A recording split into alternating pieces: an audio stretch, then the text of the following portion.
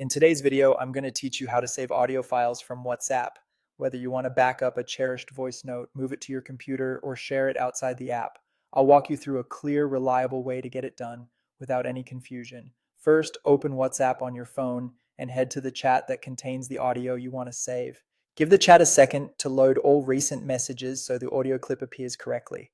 If you have multiple voice notes, you can play a second of the one you want just to confirm you've got the right message before you continue.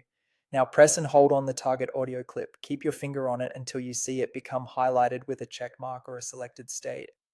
That long press tells WhatsApp you're working with that specific message, and it will unlock extra options for you. If you accidentally select the wrong one, tap anywhere else to clear the selection and try again.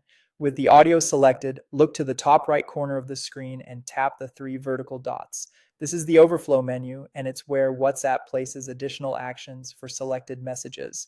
If you don't see the dots, make sure the audio is still selected. The options only show up when a message is highlighted. From the menu that appears, choose Share. This opens your phone's system share sheet, which is a list of apps and services that can receive the audio file.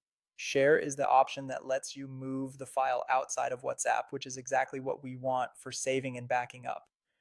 When the share sheet opens, pick your phone's default file manager to save a local copy, or choose a cloud service like Google Drive to upload it. If you select a file manager, you'll typically be prompted to choose a destination folder, such as downloads, music, or a custom folder you've created.